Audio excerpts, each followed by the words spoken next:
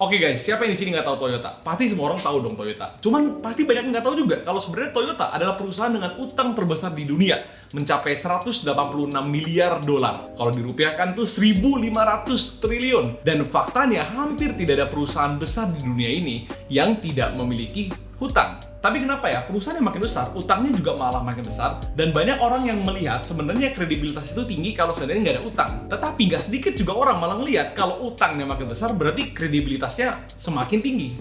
Nah, maka dari itu di video ini kita akan membahas yang pertama, susah nggak sih sebenarnya sebuah perusahaan itu meminta pinjaman? Dan yang kedua, kenapa perusahaan itu mengutang?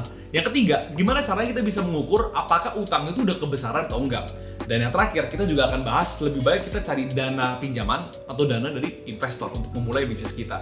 Jadi kita mulai yang pertama. Coba saya tanya ke kalian, kalau misalnya kalian itu mau minjem duit nih ke teman, susah nggak kira-kira? Itu udah pasti susah kan? Apalagi sebuah perusahaan yang mau minjem dana besar ke sebuah bank.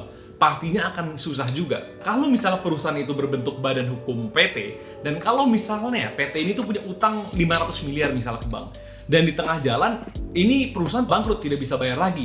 Orang-orang di dalam PT tersebut seperti direktur ataupun komisaris tidak bisa diganggu-ganggu oleh bank itu untuk ditagih-tagih. Jadi mereka itu tidak bertanggung jawab. Jadi kalau misalnya PT ini bangkrut, ya udah utangnya hangus begitu aja. Maka dari itu kenapa bank sangat berhati-hati dan memilih yang mana kira-kira perusahaan yang layak untuk diberikan pinjaman. Nah, syarat-syarat yang biasanya dipakai dalam meminjam dana ke bank itu bisa seperti perusahaan itu harus sudah berdiri 2 tahun lebih. Terus dilihat manajemen itu bagus atau enggak. Terus yang paling penting ini biasanya adalah kegunaan dari dana itu membuat apa. Lalu cash flow perusahaan itu seperti apa. Dan biasanya bahkan kalau seandainya ini dari salah satu direktur atau komisaris perusahaan ada yang BI checking, kalau kena bahwa dia itu kreditnya nggak bagus, bisa ada kemungkinan bank nggak mau minjem sama sekali. Maka dari itu kalau ada institusi atau bank yang berani meminjamkan dana besar kepada sebuah perusahaan, berarti perusahaan itu reputasinya bagus dan sudah dicek. Jadi masyarakat ngelihatnya juga, wah kredibilitasnya tinggi nih, sampai berani dikasih dana besar oleh pinjaman bank gitu misalnya.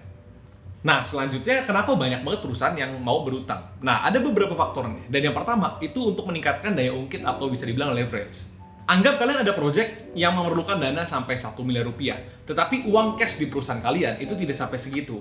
Tetapi kalau kalian menjalankan project ini, diproyeksikan setiap bulannya akan menambah pendapatan perusahaan sampai 500 juta tiap bulan selama setahun ke depan. Nah, kira-kira apakah meminjam dana di pihak ketiga adalah sesuatu solusi yang lebih baik? Kalau menurut saya bisa jadi. Nah, alasan kedua itu sebenarnya bisa mengurangi pajak. Nah, kalau kalian tuh punya pendapatan 1 miliar, kalian tuh kalau punya utang, kalian nggak harus benar-benar bayar 1 miliar full pendapatannya. Jadi kalau misalnya kalian punya pendapatan 1 miliar, dikurangin dulu sama utangnya berapa, nah sisa itulah baru kalian harus bayar pajak. Jadi nggak harus benar-benar full kalau kalian tuh sebenarnya punya utang. Nah, dari tadi kita ngomongin utang-utang dan segala macam yang seakan-akan kok bagus gitu ya. Nah, sebenarnya kita bisa nggak sih mengukur kira-kira utang kalian itu sudah terlalu besar atau masih ada spare-nya, masih nggak terlalu besar lah dibandingkan dengan perusahaan kalian. Cara paling simpelnya adalah mengukur debt to equity ratio, kalau disebutnya DER. Cara simpelnya adalah dalam mengukur dan menghitung matriks ini adalah total utang dibagi dengan total nilai saham yang diinvest oleh investor. Dan kira-kira biasanya debt to equity ratio yang bagus itu berapa? Biasanya itu maksimal sampai 1. Nah, tapi untuk perusahaan-perusahaan besar bisa kita longgarkan sampai maksimal 2. Jadi contohnya kalau bisnis yang kalian lagi jalanin atau perusahaan kalian itu punya modal yang sebesar 100 juta, modal sendiri ya, atau dari investor, maka dari itu lebih baiknya kalian tidak memiliki utang lebih dari 100 juta. Kalau dibagi jadinya 100 juta bagi 100 juta, 1. Nah, tapi kalau kalian punya utang 300 juta dan modal utama modal dari investor itu 100 juta, kan jadinya 3. Dan biasanya kalau sampai 3 kayak begini, itu jauh dari angka oke. Dari sisi kalian sendiri bisa survive atau tidak, atau mungkin investor-investor kedepannya nggak berani untuk tanam modal lagi, karena utangnya terlalu besar.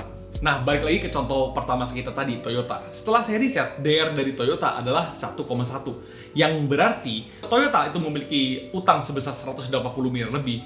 Nah, berarti equity-nya dia ada 200 miliar lebih. Kira-kira seperti itu. Dan ternyata masih wajar loh sebenarnya. Yang terakhir, setelah kita tahu bahwa meminjam dana ke bank itu tidaklah gampang, sulit, dengan berbagai terms and condition-nya. Lalu, saat kita ingin memulai sebuah bisnis, lebih baik mana? Minjam duit ke bank atau kita cari investor ya?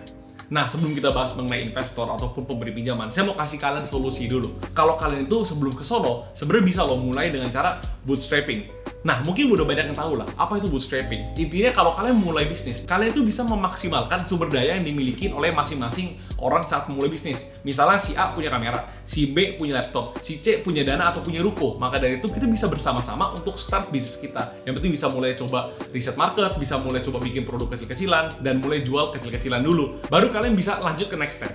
Next stepnya seperti apa? Kalian harus bisa bedain apa bedanya pemberi pinjaman dengan investor. Kalau pemberi pinjaman, kalian misalnya minjem ke bank dan diberikan pinjaman 500 juta. Kalian berkewajiban dan harus membalikan 500 juta tersebut ditambah dengan bunga-bunga yang sudah ditentukan. Nah, terus kalau di tengah jalan nggak bisa bayar gimana? Ya udah siap-siap, didatengin debt collector, mungkin asetnya disita dan segala macam. Karena itu tanggung jawab kalian untuk balikin 500 juta beserta bunga-bunganya. Nah, tapi berbeda dengan investor. Kalau ada investor yang invest ke bisnis kamu, misalnya 500 juta juga, dan kamu di tengah jalan tidak bisa balikin, kamu nggak berkewajiban untuk balikin tiap bulan. Karena yang investor beli adalah saham kamu. Nah, kalau sampai penjelasan ini, berarti kayaknya lebih meyakinkan untuk cari investor aja dong daripada pinjaman. Karena kan risiko lebih rendah. Ya mungkin bisa jadi seperti itu. Tetapi ada hati-hati ini juga. Jangan sampai di saat kamu awal bangun perusahaan nih, terus dikasih investasi 100 juta. Terus dia minta nih 50% saham. Di saat kalian jalan, lalu setahun 2 tahun kemudian bisnis kalian bisa menghasilkan 1 miliar per bulan ternyata. Dan kalian harus setiap bulan kasih dia profit 50%. Kira-kira ngerasa fair nggak? Dia cuma kasih 100 juta, sekarang kamu majuin gede-gedean dan ternyata kamu terpaksa memberikan dia 50% tiap bulan karena kamu sudah sepakat di awal dia beli sahamnya segitu.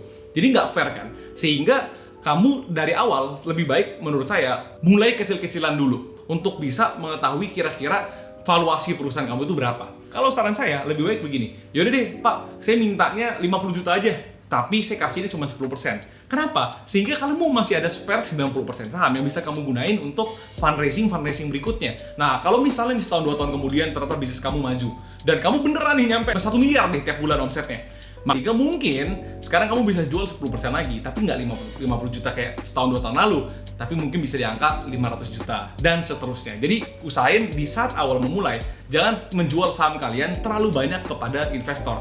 Dan setelah itu kamu baru bisa nih mengira-ngira valuasi perusahaan kamu berapa ya. So, tadilah step-stepnya. Yang pertama mulai dulu kecil-kecilan, habis itu mulai jual saham sekian aja biar bisa ngegas. Nah nanti setelah setahun 2 tahun bikin proyeksi yang lebih bagus, buktiin track record lebih oke, baru cari investor lagi dengan sisa saham yang kalian masih punya. Nah, gitulah kira-kira gimana menurut kalian video YouTube pertama saya. Kalau misalnya ada kritik ataupun saran dan pengen ngobrol tentang bisnis seperti biasa, coba tulis aja di kolom komentar. Dan jangan lupa untuk tekan tombol subscribe dan juga nyalakan lonceng notifikasinya. Ya, kayak gitu bukan YouTuber. Nah, jangan lupa juga untuk follow sosial media saya seperti Instagram ataupun TikTok. And see you soon in the next video.